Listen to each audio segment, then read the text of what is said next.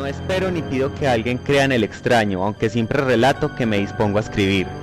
Loco estaría si lo esperara, aun cuando mis sentidos rechazan su propia evidencia. Pero no estoy loco, y sé muy bien que esto no es un sueño. Mañana voy a morir, y quisiera aliviar hoy mi alma. Mi propósito inmediato consiste en poner de manifiesto, simple y sin comentarios, una serie de episodios domésticos.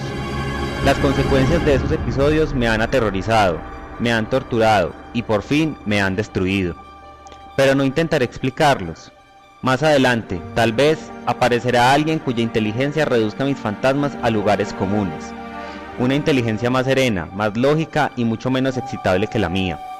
Capaz de ver en las circunstancias que temerosamente describiré una vulgar sucesión de causas y efectos naturales. Desde la infancia me destaqué por una ternura que abrigaba mi corazón. Era tan grande que llegaba a convertirme en objeto de burla para mis compañeros. Me gustaban especialmente los animales. No me sentía más feliz que cuando les daba de comer y los acariciaba. Este rasgo de mi carácter creció conmigo y se convirtió en una de mis principales fuentes de placer. Aquellos que alguna vez han experimentado cariño hacia un perro fiel y sagaz no necesitan que me molesten explicarle la naturaleza o la intensidad de la retribución que recibía. Hay algo en el generoso y abnegado amor de un animal que llega directamente al corazón de aquel que con frecuencia ha probado la falsa amistad y la frágil fidelidad del hombre. Me casé joven y tuve la alegría de que mi esposa compartiera mis preferencias. Teníamos pájaros, peces de colores, un hermoso perro, conejos, un monito y un gato llamado Pluto, quien se había convertido en mi favorito. Solo yo le daba de comer y él me seguía por todas partes de la casa. Nuestra amistad duró así varios años, pero día a día me fui volviendo más irritable e indiferente ante los sentimientos ajenos, y terminé por infligirle violencias personales a mi mujer. La excepción por un tiempo fue Pluto, pero ¿qué enfermedad se compara con el alcohol? Irremediablemente hasta Pluto, que ya estaba viejo, empezó a sufrir las consecuencias de mi mal humor. Una noche en que volví a casa completamente ebrio, me pareció que el gato evitaba mi presencia. Lo alcé en brazos, pero asustado por mi violencia me mordió en la mano, lo que provocó en mí una furia demoníaca. Sujeté al animal por el pescuezo y le hice saltar un ojo. Cuando la razón retornó con la mañana, sentí que el horror se mezclaba con el remordimiento ante el crimen cometido. Pero el sentimiento no alcanzaba a interesarme. Una vez más me hundí en los excesos y muy pronto ahogué en vino los recuerdos de lo sucedido. Una mañana, obrando a sangre fría, le pasé un lazo por el pescuezo y ahorqué al gato en la rama de un árbol. Lo ahorqué mientras las lágrimas emanaban de mis ojos y el más amargo remordimiento me apretaba el corazón. Lo ahorqué porque recordaba que me había querido y porque estaba seguro de que no me había dado motivo para matarlo. Porque sabía que, al hacerlo, cometía un pecado mortal que comprometería mi alma hasta llevarla más allá del alcance de la misericordia de cualquier Dios.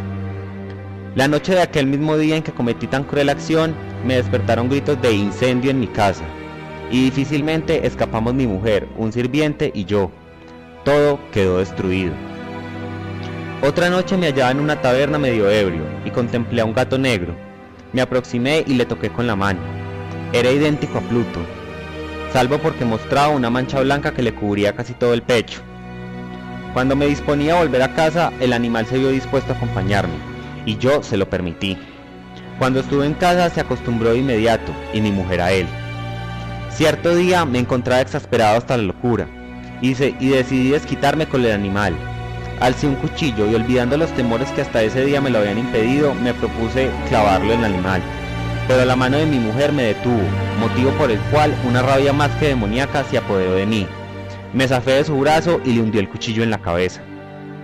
Cumplido este espantoso asesinato, decidí emparedar el cadáver. En casa había una pared de material poco resistente y estaba recién revocada con un mortero ordinario. Hice un hueco para introducir el cadáver, lo tapé y lo pinté como antes, de manera que ninguna mirada pudiese descubrir algo sospechoso. Días después, 2 detectives se presentaron inesperadamente a realizar una inspección. Convencido de que mi escondite era impenetrable, no sentí la más leve inquietud. Los acompañé y no dejaron hueco ni rincón sin revisar. Los seguí sin que me temblara un solo músculo. El corazón me latía tranquilamente, como el de aquel que duerme en la inocencia. Satisfechos, los detectives se disponían a marcharse, pero antes, absurdamente les dije: «Caballeros, Me alegro mucho de haber disipado sus sospechas. Les deseo felicidad y un poco más de cortesía. Dicho sea de paso, caballeros, esta casa está muy bien construida. Estas paredes tienen una gran solidez, dije mientras golpeaba con la mano la pared tras la cual se encontraba el cadáver de mi esposa. Pero una voz respondió dentro de la tumba, un quejido sordo y entrecortado al comienzo, semejante al sollozar de un niño, que luego creció rápidamente hasta convertirse en un largo, agudo y continuo alarido, anormal como inhumano, un aullido, un clamor de lamentación, mitad de horror, mitad de triunfo, como solo puede haber brotado en el infierno de la garganta de los condenados en su agonía y de los demonios jubilosos en la condenación. Los detectives derrumbaron la pared que tras de mí se encontraba, y allí hallaron el cadáver de mi esposa, y sobre él a la bestia que por casualidad, o más bien por destino, había sido emparedada junto a ella.